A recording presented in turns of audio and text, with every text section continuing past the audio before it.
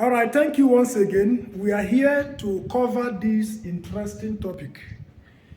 Though it's a simple topic, but very, very important and key. My name still remains English Master, and if you have not subscribed to this channel, kindly do so. Please share my video, like my video, and for prospective WAEC candidate and NECO, JAMB, and other related professional examination.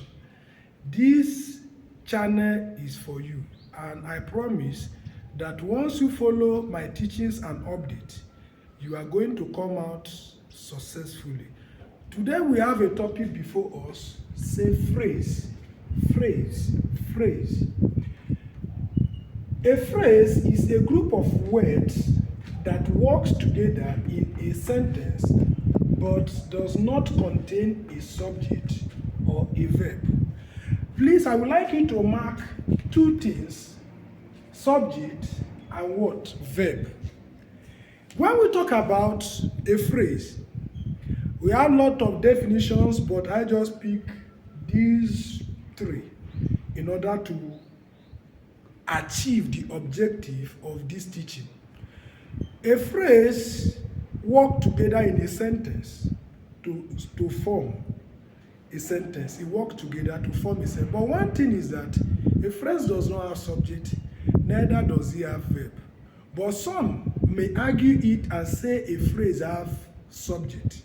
But yes, if you say it has subject, no problem. But remember, a sentence that is not complete cannot be called a sentence. Therefore, if it cannot be called a sentence, it does not have subject. Because we only have a subject in a sentence. And what is the work of a subject? A subject is the doer of an action being perpetrated or portrayed by what? Verb.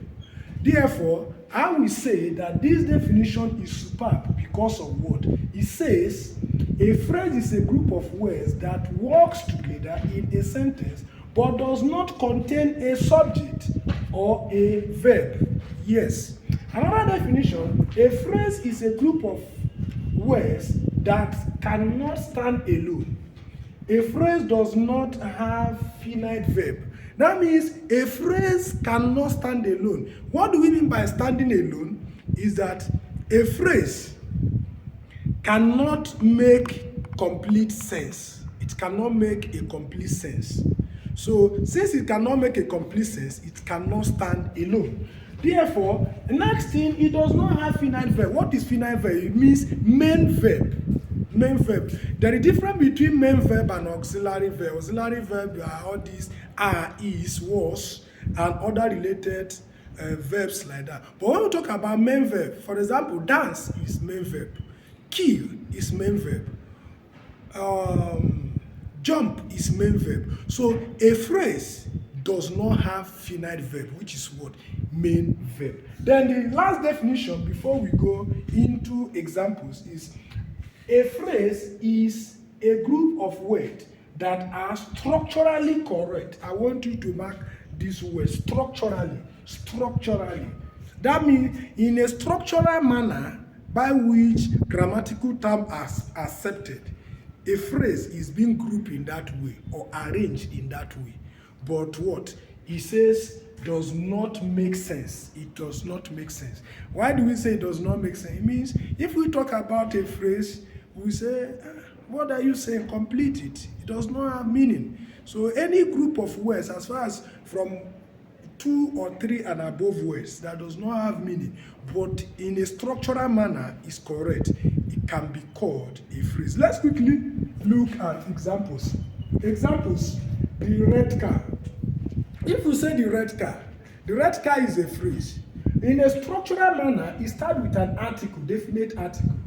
The red, this red is what? Adjective, car. The red car, it does not have meaning.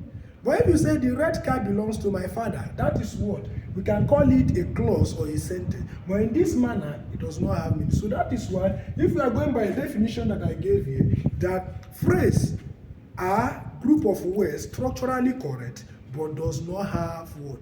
Meaning, or has what? Incomplete meaning. Then number 2, filled with joy. Filled with joy. Who is filled with joy? What is filled with joy? So filled with joy is what? A phrase. It does not have, if you look here, it does not have what? Finite verb. And we can't say that this is a subject. So it does not have subject, neither does it have what? Verb. So lastly, under these examples, the man with blue jacket. The man with blue jacket is what? If you say this is a subject, all right, no problem. But does it have complete meaning or sense? No. Therefore, phrase does not have complete meaning. Lastly, for today, let's look at other examples of phrases. We have noun phrases, verbal phrases or verb phrases, prepositional phrase, and what? Gerund phrase. Let me just make it simple. When we say noun phrase, it means it must contain a noun. For example, you are saying Monday become a cool, wet afternoon. So Monday is a noun. If you don't want to use like this Monday, we can put name of human being. Maybe James is so. So when we say noun phrase, it must have a noun, but it does not have complete. When we say verb, the same way you say had been waiting. Had been waiting. So that had is past tense form of what? Have. Therefore, we have waiting in a present progressive form. Then second to the last, prepositional phrase. Example, in the kitchen, you will find my son. In the kitchen, you will find my son. In is what? The preposition linking the kitchen and what? My son. So therefore, we see that prepositional phrase must have at least one preposition in that sentence. But if you look at it, in the kitchen, you will find my son. You will find my son doing what?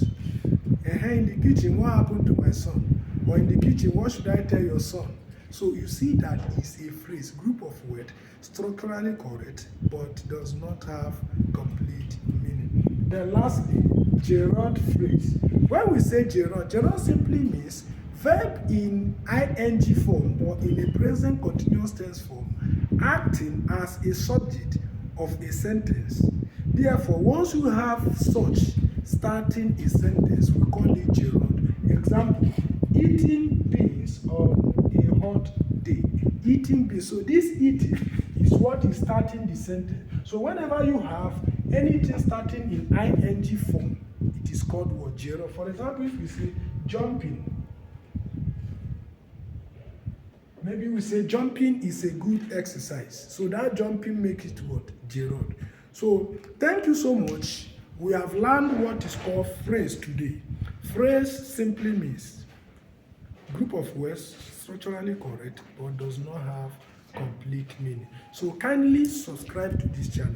If you have not done that, please do so. Share this video, share my link, like my video, and if you're a prospective WAEC, NECO or JAMB candidate, please, this channel is for you, because once you follow my teachings, my instructions, you are going to get A1 in WAEC English. So thank you till I see you in my next teaching. Bye.